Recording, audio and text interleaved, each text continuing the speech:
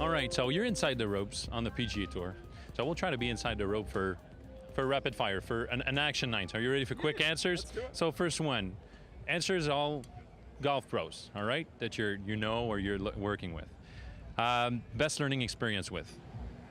Best learning experience? I think when you watch, for me, when you watch the players on tour that, when they win, to know that everything that goes into that, how hard, they work. I mean, Brooks is an example. I met Brooks when he was, didn't have a tour card on the US tour or the European tours, on the Challenge Tour. He didn't own a car, didn't own a house, and, he was struggling. And to see the 5-year kind of progression of all the stuff that we put into to have the opportunity to win a major championship, that was, an amazing experience, and, one that always stands out for me. All right, so Brooks Koepka for the first one.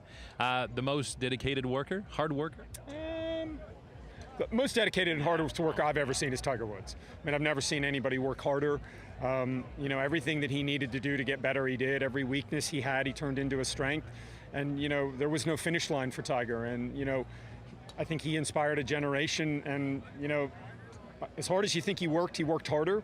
And, that's the other thing. Everybody's working hard now. So, it's a benchmark of, if you're not going to work hard, I always tell my junior students, listen, if you're not willing to do these things, if you're not willing to get a better short game, if you're not willing to get a better bunker game, if you're not willing to putt better, if you're not willing to get stronger, if you're not willing to add all of these things, there's 50 kids you've never heard of that are.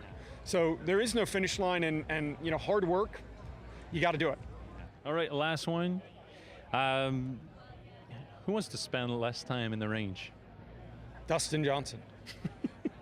DJ's one of those freak athletes to where, sometimes when DJ plays bad, if he goes out and shoots 75, he'll come off the range or come off the course, and I'll say, we're going to the range, and he's like, no, I just didn't play good today. I've got it, it's in there. He's that type of player, and I also think that it's one of the best attributes that he's got, that he doesn't want to spend a ton of time on the driving range for exercise. If we go to the range, it's to work on something specific, but his warm-up's longer than everybody else. Most guys are like an hour to 45 minutes. DJ's warm-up is an hour and a half. So the majority of the time DJ puts in on the golf course is actually before he goes out to play, whereas most people, it's after they play. So he's kind of unique in that respect. Well, Claude, that was really interesting. Thank you for your time. Thank you.